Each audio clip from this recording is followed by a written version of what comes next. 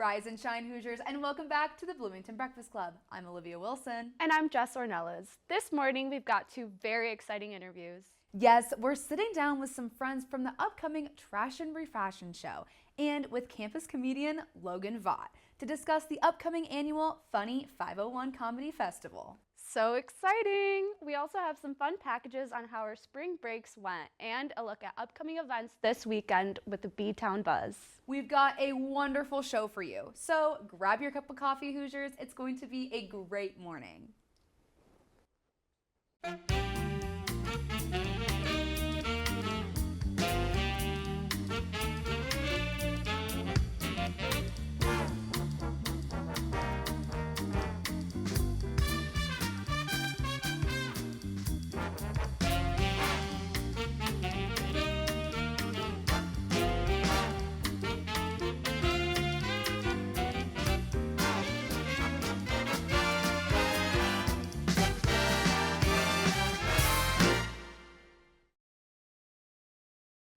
Hey Bloomington Breakfast Club, it's Olivia. I wanted to give you guys a little bit of an update on where I've been for spring break. As you can see, well, we're in my car and we're not anywhere too tropical or sunny. We are in my hometown of good old Bremen, Indiana, where it is currently 35 degrees outside. It was snowing earlier and cloudy, but the sun did decide to peek out for a pretty sunset, and it was 70 degrees yesterday. I got to wear shorts, but now we're back to a winter coat and jeans and a sweatshirt. But I just wanted to show you guys what I've been up to this spring break, a little update. I just got back from dinner with my dad and now I'm back at my mom's. So let's take a look what I've been up to. Most of my break consisted of working on homework and applying for internships. But I also finished a book series that I loved and I got to start a new one. Ready? 1, 2, 3, blow! I celebrated so many birthdays over break, including my mom's, which I was so happy to be home for. Layla, my niece, had her first birthday on March 21st. We had a big party with friends and family on the 23rd before I headed back to Bloomington. Yeah! Yeah! She had a smash cake where her sister definitely wanted the cake for herself, and we of course finished our party with opening presents. And that is all I have for my spring break recap, and I will catch you guys back in the studio. When I went home, I celebrated St. Patrick's Day that weekend. So fun. And then the next day I got a haircut because I needed one badly. My ends were dead, but I looked the same. So awesome. The day after that was my best friend Kira's birthday. Happy birthday, Kira. Made her a hot dog with a candle in it. She loves hot dogs. Then we went to a restaurant afterwards to celebrate. We got margs. It was great. The next day, I had to finally take care of myself, so I went and got my knees checked because they've been hurting. No one cares, but here are my knees. They're completely fine, by the way. Then the next day, I went and got Dunkin'. I decided to do some homework and get ahead for the rest of the semester. Here's my view. It started snowing. Then I got dinner with my mom. We got sushi, which is what we usually do when I'm home. And then here is Benny, and then finally Buster, my two dogs. And that was honestly my break. Hi, I just wanted to come on here and wrap this up for you guys. I am now back in Bloomington. Don't mind my appearance. I've been in a car for 4 hours and I have severe case of wind hair. But I went home. That's all I really did. Hung out with my hometown friends, saw my family, which is what I usually do during breaks, and it was nice. It was calm, but St. Patrick's Day definitely made it more fun. And I'm ready to finish off this school year. I'm excited for the semester to end, and I'll see you guys back in the studio. Welcome back, Hoosiers. Our first guest this morning is Logan Vaught, co-president of Backdoor Sketch and Improv Comedy and one of the organizers of the annual Funny 501 Comedy Festival. Hi, Logan. Hi, thank you guys for having me on. Of course, welcome to the show. We're so excited to have you. Thank you so much. Yeah. Absolutely. So please give us a rundown on Funny 501. Yeah, so the Funny 501 is an annual comedy festival that we have here in Bloomington, put on by the different campus comedy groups. This year it's going to be April 11th and 12th, both in Fine Arts 15. It's a little auditorium space in the Fine Arts building. And yeah, it's super fun. It's going to be Friday and Saturday. Each night's a different type of comedy. It's going to be great. That is so exciting. And who will all be performing this year? Yeah, so all 5 of the campus comedy groups, it's going to be Backdoor, which I'm from. We got Full Frontal Improv. We have Boy in the Bubble sketch comedy. We have Ladies Night, which is all-female stand-up. And then we have Twits, the University Twits, which is another sketch comedy group on campus. Yeah. That is so exciting. That's great that they're bringing it all together. What types of comedy will be presented? Yeah, so it's going to be mostly sketch, improv, and a little bit of stand-up as well. So night 1, Friday, April 11th, it's going to be sketch night. And so it's going to be a collage of different sketches that are like best ofs of the year from the University Twits, Backdoor, and Boy in the Bubble. Almost, there's 5 of them. I forget them all the Lots to time. keep track of. It's Yes. kind of difficult. But yeah, it's going to be like a mixture of all of those, and then in between some sets, we're going to have some sets from Ladies Night stand-up, and then Saturday night it's going to be improv night, which is going to have a 15-minute set from Backdoor, because we do both. We're the coolest one. We do sketch and improv. We'll do a 15-minute set. Then Full Frontal is going to do a 15-minute set, and then we're going to have an improv jam where anybody from any of the comedy groups can come in and play some improv games together for the audience. It's going to be really fun. That is so exciting. It sounds like a very action-packed, funny night. Yeah, Ahead of it's us. going to be a lot, but we're really excited. Absolutely, can't wait. So kind of tell us, how did you get involved with comedy? Yeah, so I was a huge theater kid in high school. I'm sure you can tell that by just my general vibe. But Most of us are. actually, in 7th grade is when I started doing stand-up. Wait, really? Yes, 8th grade. Apologies. Whoa. Correction. Yes, but 8th grade, we had a talent show.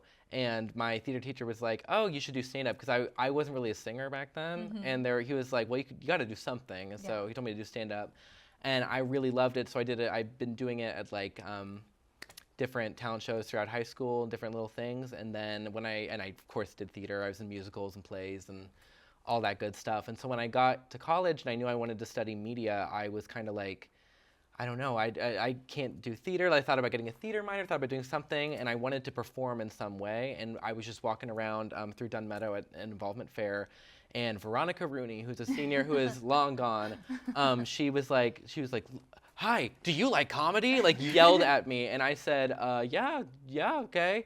I do. I've done stand-up a couple times. And she was like, "We have auditions this day." And so I was like, okay. And I went and I got into Backdoor, and it was just like the best thing. I've been with it every semester. I've had like 70 different sketches in That the is shows. Like wonderful. it's been probably my favorite thing throughout college. So yeah. That's wonderful. I love that. Yeah. A star was born. Yes. Absolutely, 110%. Where do you get your comedy inspiration from?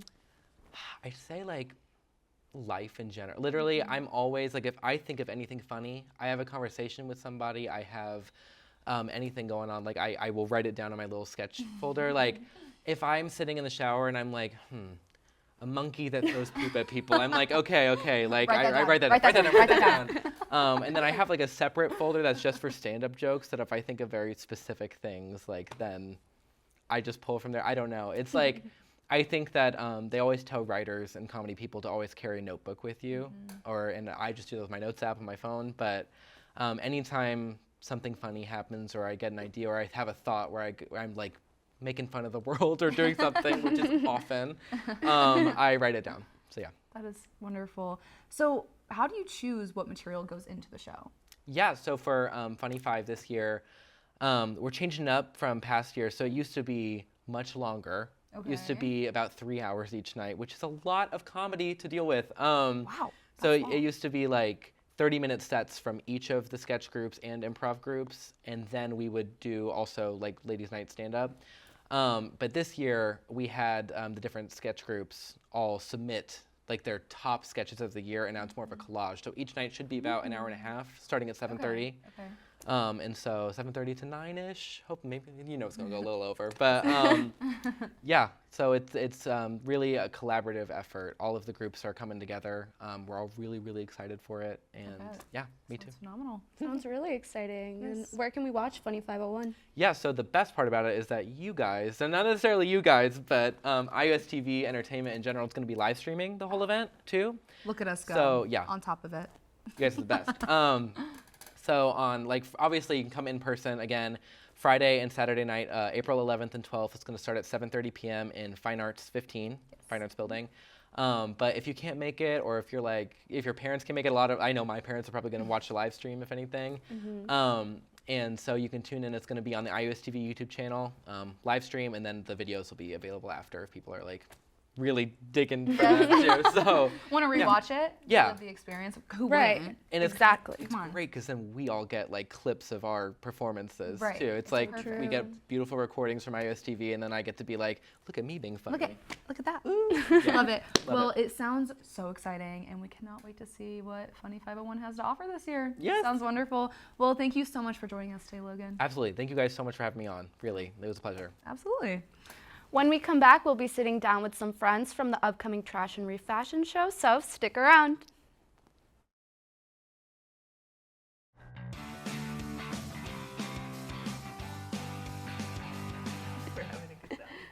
Welcome back. Joining us now from the Trashion Refashion show is event organizer Sophia Wang, co-EMCs Yael Cassander and Sydney Robertson, and designer Kenzie Mills. We are so excited to have you guys here today. We're so glad to be here. Thank you. Thank you for coming. Now, to start off, Sophia, would you mind giving us a rundown of what Trashion Refashion is? Yeah, so Trashion Refashion is an annual fundraiser for the Center for Sustainable Living, which is an umbrella organization that hosts many smaller local sustainable initiatives around Bloomington. And our designers take discarded material or old clothing and transform them into wearable art for our runway show. That's wonderful. So can you tell me about some of the pieces that you're wearing today? I would love to hear about them. Sure, Olivia. These are just a few samples of the kind of thing you're going to see when you see the show on April 13th. This is a hat made by Bettina Kehoe, one of our longtime designers and one of the organizing committee members. It's made from one of those mail packets, you mail things in, covered with one of those blankets that you get at the end of a marathon when you're running, and they cover you to keep you warm after you've been running for 26 miles. And then some lanyards that were left over from a thing that used to happen in Bloomington that's kind of in the same spirit as our show, the Hoosier to Hoosier garage sale. That was a kind of a recycling initiative they tried. And my cummerbund is also made from those lanyards, another item by Bettina Kehoe. This lovely bouquet we have at our centerpiece is made from scrap paper and bath loofahs by Jennifer Vickers. And let's see, Sophia, you're wearing one of your previous outfits as well. Yes, I designed this in 2013, 2 years ago, and this was a old denim jacket, and the skirt is a old sweatshirt that I kind of cut out 2 squares and then did the ribbon lace up.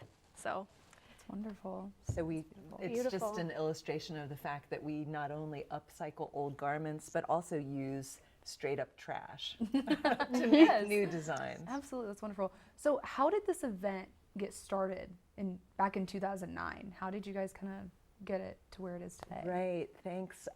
So, we are by no means the only Trashion Refashion show that exists. Even back then, it was in the zeitgeist a little bit.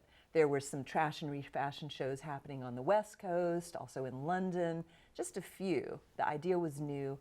A preparator at the Eskenazi Museum of Art, then the IU Art Museum, had heard about shows like this, and she wanted to come up with a fundraiser for the Center for Sustainable Living.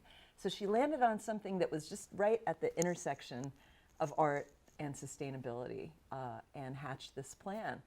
And the first show had about, 15 or 20 designs, not that many.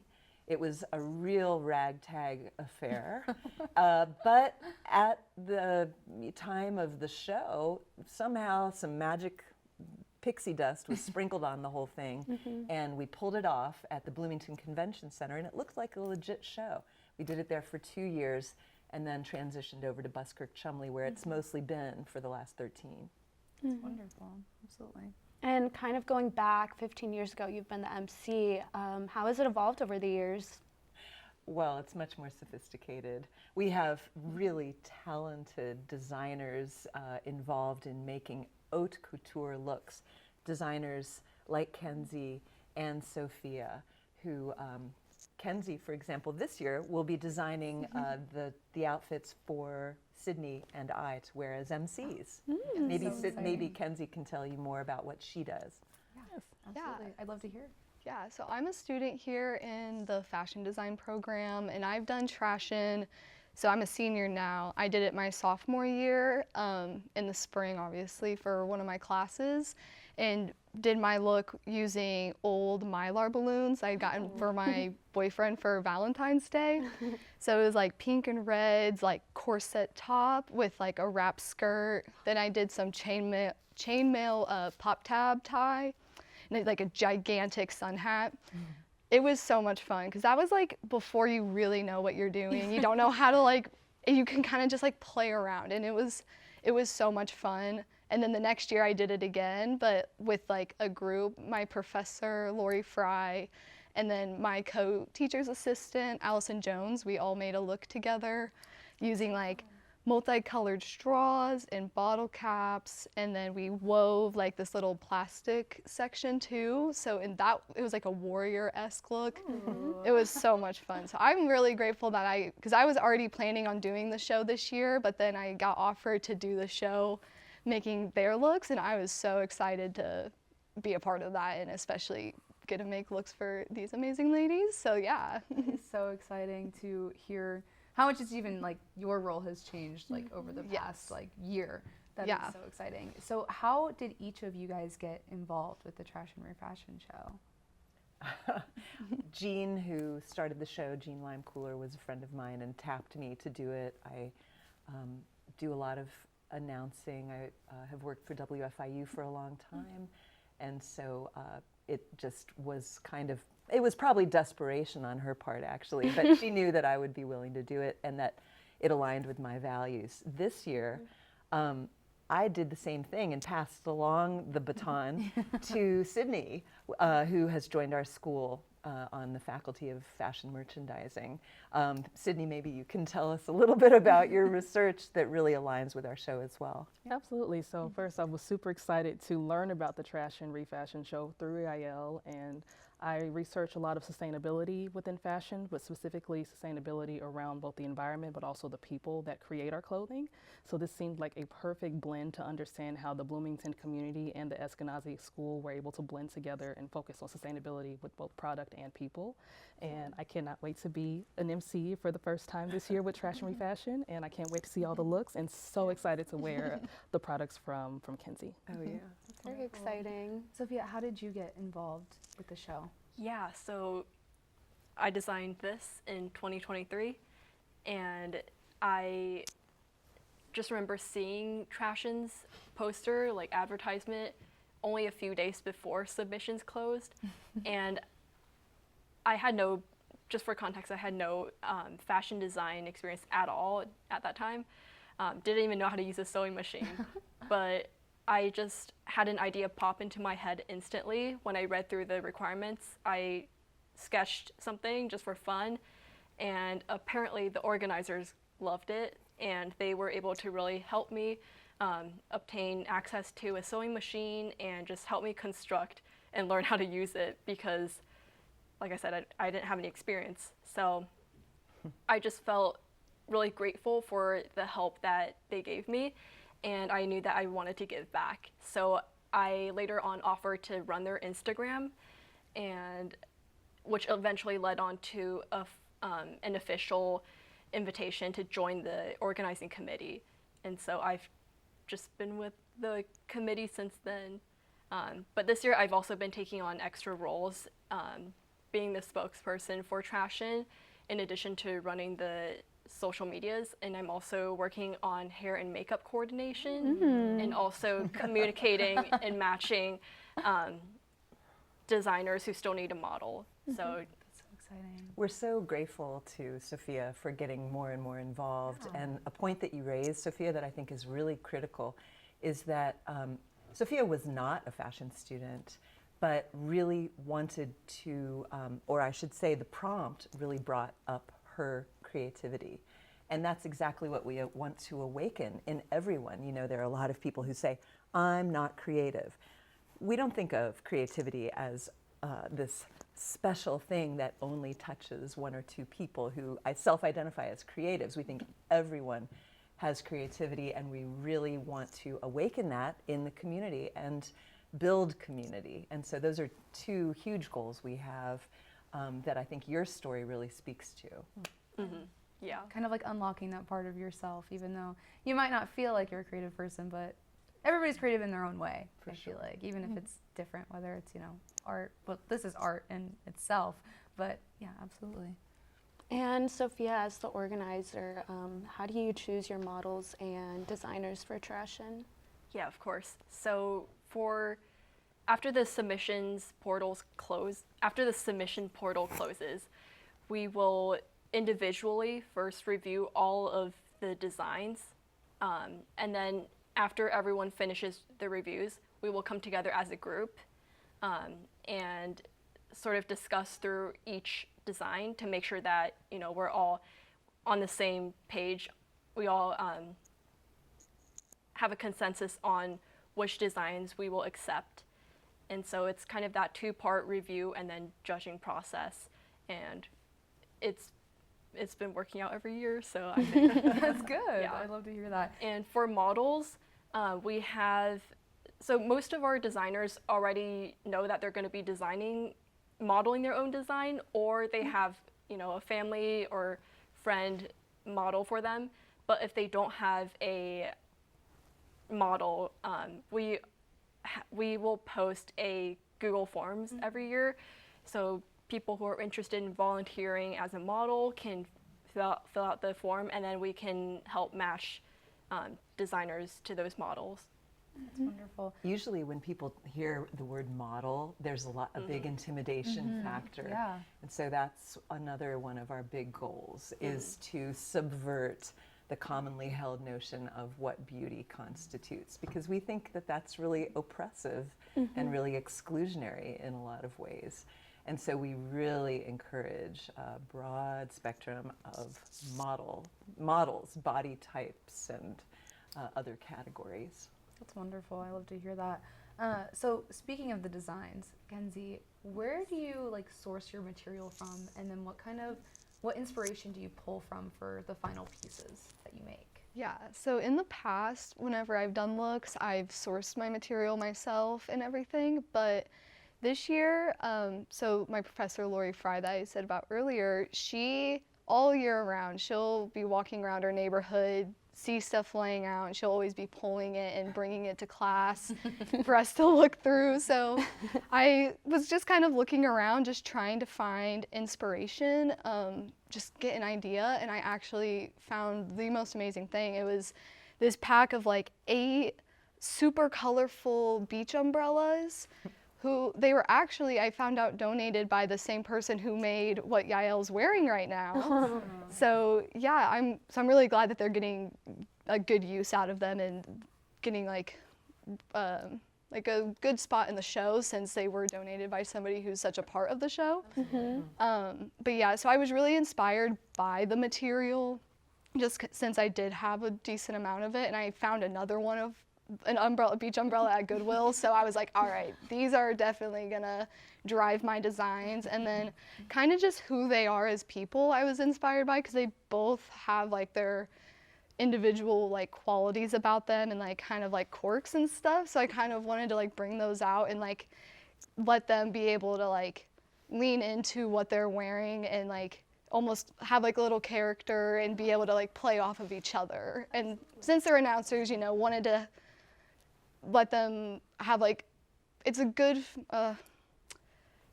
not too over the top, but definitely have enough detail and everything in them. Absolutely. Yeah.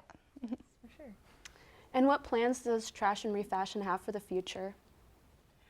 Well, we hope to keep on inspiring audiences. Obviously our show is about climate awareness and about consumerism awareness. And we think of it as a form of climate action, really. Even just purchasing your ticket for the show, I always say, is your first step to climate action. So we want to keep on inspiring audiences. We also want to encourage people year-round to think about their consumption and reuse possibilities, and also to keep on sparking that creativity in our community and building that community. We think that the Trash and Refashion show is as much a part of Bloomington culture as the Little Five and the Lotus Festival. So we're really excited now, 15 years after the first show, that it's still going. I did not see that coming, but obviously it's something that really resonates very deeply with Bloomington's values. Absolutely. And then maybe, Sydney, you can answer this.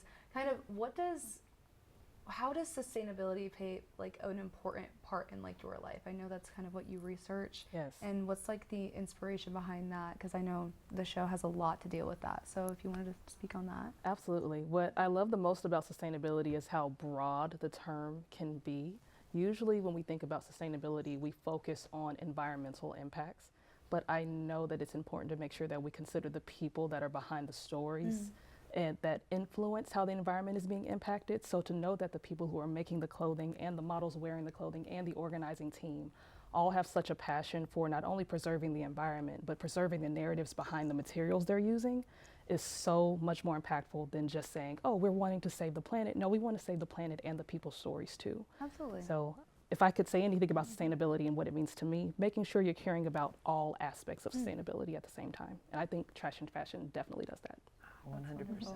That's wonderful. And then how can people get involved with the show if they're interested in being a designer, attending the show, or becoming a model? It sounds like there's a lot of different ways to get involved. So what would be the best way for viewers to do that? Yeah, so normally our design submissions open from December to February, and so it's kind of past already, but it's never too late to start collecting your materials and start designing for next year. And then March is typically when we release our judging results and rehearsals happen, and then the show is obviously in April.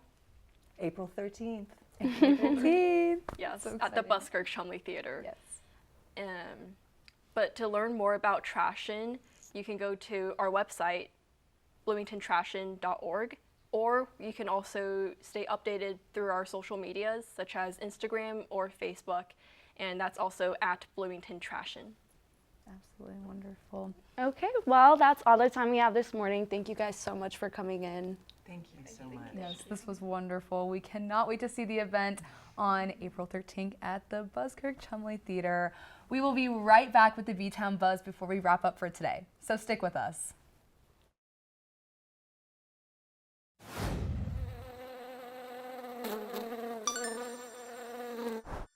The B-Town Buzz is back, everyone. Let's take a look at all of the fun events Bloomington has to offer this weekend. This Friday, IU men's baseball will be playing Michigan State at Bart Kaufman Field. The game starts at 6 p.m. Let's go Hoosiers!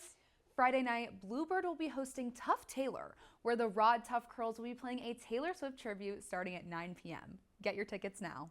Saturday, the Bloomington Expo will be occurring at Switchyard Park from 10 a.m. to 4 p.m. There will be tables filled with lots of music-related items, including LPs, CDs, and cassettes of various genres.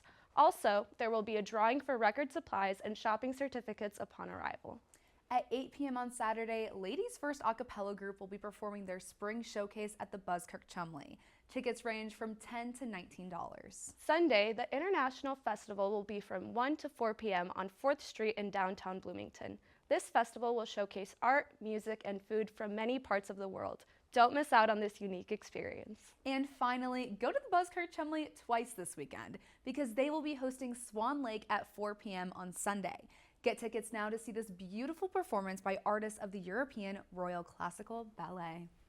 Well, that's our show. Thank you so much for tuning in. We are always looking to feature more local students, businesses, and organizations. If that sounds like something you'd be interested in, please contact our producer Lauren at laustic@iu.edu. Also, don't forget to follow us on Instagram at IUSTV Entertainment. This has been Jess Ornelas. And I'm Olivia Wilson. Have a wonderful week, Hoosiers.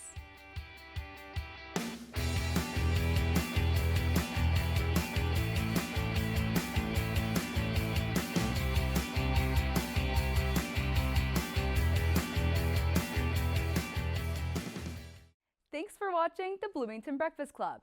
Be sure to like and subscribe to the Indiana University Student Television YouTube channel and check out the Bloomington Breakfast Club playlist for Bloomington interviews, events, and more.